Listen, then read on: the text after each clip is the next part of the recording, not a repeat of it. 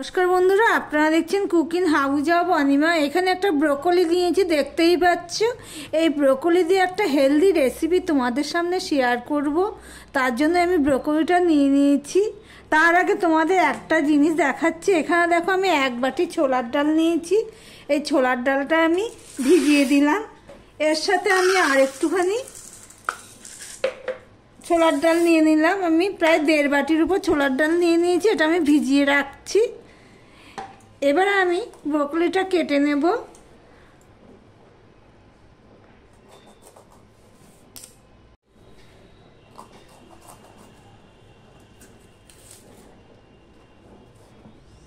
আমি সব দেব না, এখানে অল্প দেবো, কেননা ব্রোকলির সাথে আমি আরও কিছু সবজি অ্যাড করব। তোমরা দেখতে থাকো বন্ধুরা। এই ডাঁটিগুলোকেও আমি এইভাবে কেটে নিচ্ছি, এগুলোও ফেলে দেব না, দিয়ে দেব।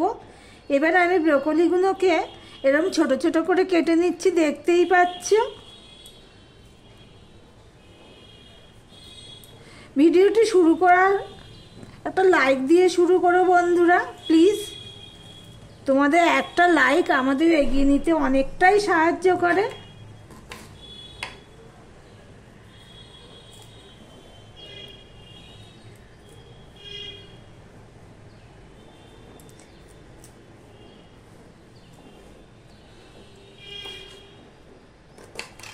ব্রোকলির আরও রেসিপি আমার চ্যানেলে রয়েছে, তোমরা চাইলে দেখে আসতে পারো।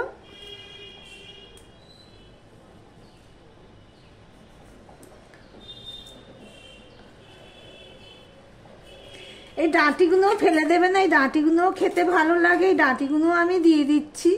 ব্রোকলির আরও ডাঁটি দিয়ে আমি একটা রেসিপি বানিয়েছি নিরামিষ। এটাও আমি নিরামিষেই বানাবো, পেঁয়াজ রসুন ছাড়া, সম্পূর্ণ পেঁয়াজ রসুন ছাড়া নিরামিষ একটা রেসিপি। ব্রোকলিগুলো ঠিক আমি এইভাবে কেটে নিয়েছি, দেখতেই পাচ্ছ।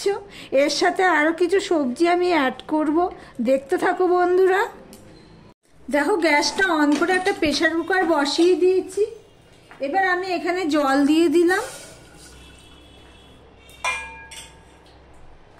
আমি আরেকটু জল দিয়ে দিলাম, পরে লাগলে জল দেবো। এখানে দেখো যে ছোলার ডালটা আমি ভিজিয়ে রেখেছিলাম, তোমরা চাইলে রাতেও ভিজিয়ে রাখতে পারো। এই রান্নাটা করব আমার ঠিক ছিল না, সেই জন্য আমি আধা ঘন্টা আগে ভিজিয়ে রেখেছি।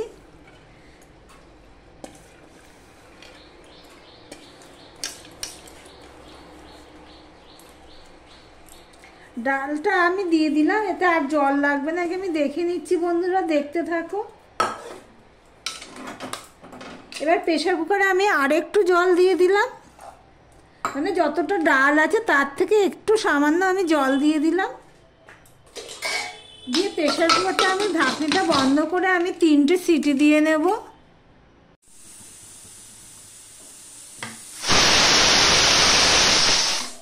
দেখো, 3টে সিটি দিয়ে দিয়েছি। এবার আমি প্রেসার কুকারটা রেখে দিলাম, দিয়ে একটা কড়াই বসিয়ে দিয়েছি। ওইদিকে প্রেসার কুকারের ভেপারটা রিলিজ হতে থাক, এদিকে আমি কড়াই বসিয়ে দিয়েছি, দেখতেই পাচ্ছ।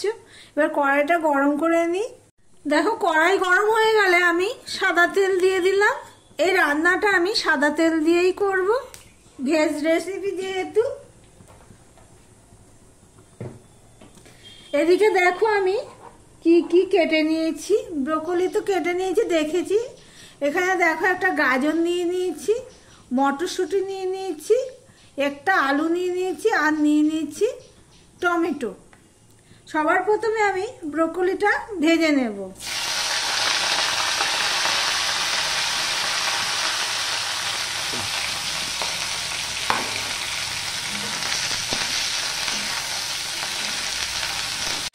দিয়ে দিলাম একটু হলুদ, আর দিয়ে দিলাম নুন।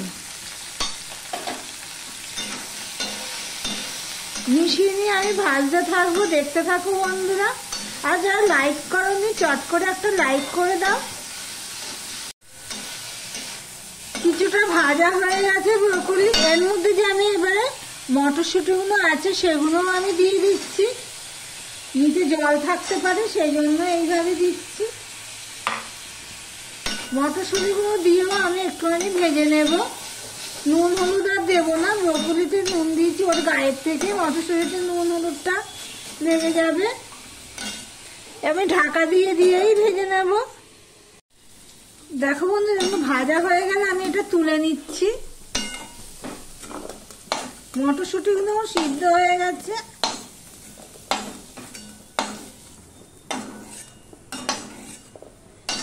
এবার কড়াইতে আমি আরেকটু তেল দিয়ে দেব। তেল ছিল নেই, সেই জন্য আরেকটুখানি তেল দিয়ে দিলাম, সামান্য অল্প তেল দিয়ে দিলাম। এবারে আমি আলু আর গাজরটাও ভেজে নেব।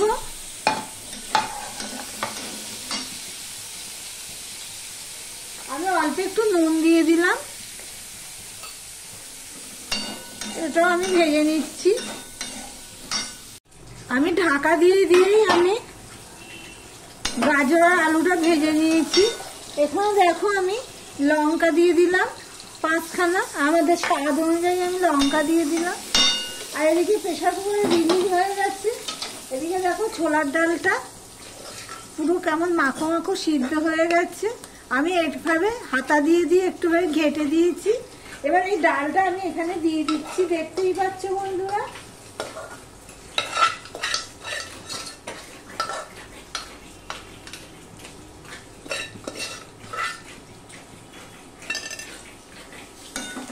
দিয়ে সম্পূর্ণটা আমি মিশিয়ে, এইভাবে করলে না আর সুন্দর একটা স্বাদ হয়, সেই জন্যই আমি এইভাবে ভেজে নিয়ে সবজিগুলো করি।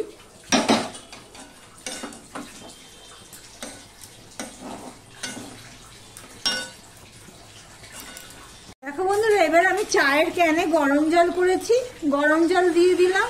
অবশ্যই তোমরা গরম জল দেবে।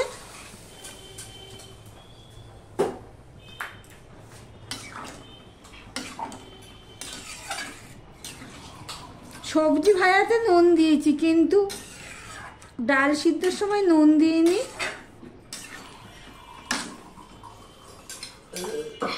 এবার আমি অল্প একটু নুন দিয়ে দিলাম।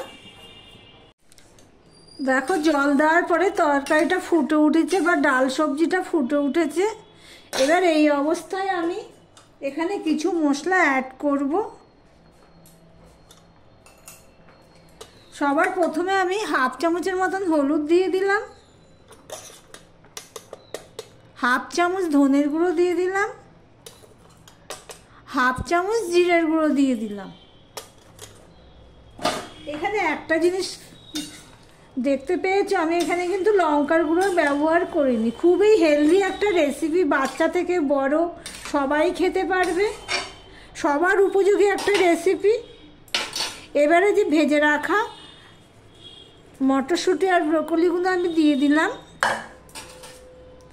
দিয়ে সম্পূর্ণটা মিশিয়ে দিয়ে আমি 4 থেকে 5 মিনিট রান্না করে নেব।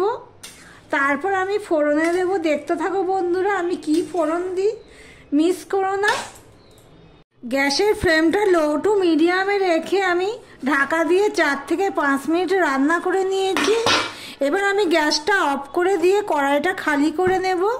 দেখো ডালটা আমি একটা বাটিতে নিয়ে নিয়েছি, দেখতেই পাচ্ছ। আর এখানে কড়াই বসিয়ে দিয়েছি, কড়াইতে আমি 2 চামচের মতো সাদা তেল দিয়ে দিয়েছি।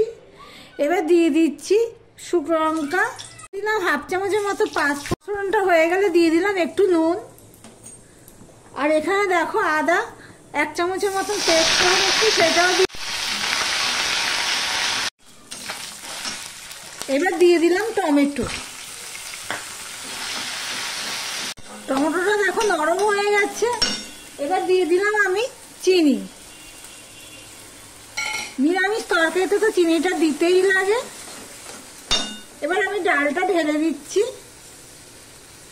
প্লিজ বন্ধুরা দেখতে থাকো তোমরা, এরপরে আরো বাকি আছে। ডালটা দিয়ে দিলাম, ফোড়ন দিয়ে আমি 2 মিনিটের মতন ফুটিয়ে নেব। ফোড়নটা দিয়ে আমি 2 মিনিটের মতন ফুটিয়ে নিয়েছি। ভাত রুটি দুটোর সাথে দারুণ লাগবে, খুবই হেলদি একটা রেসিপি। ধনেপাতা দিয়ে দিলাম। তোমাদের বলতে বলতে আমি গ্যাসটা অফ করে দিলাম আর ভিডিওটা আজকের মতন এখানেই শেষ করলাম।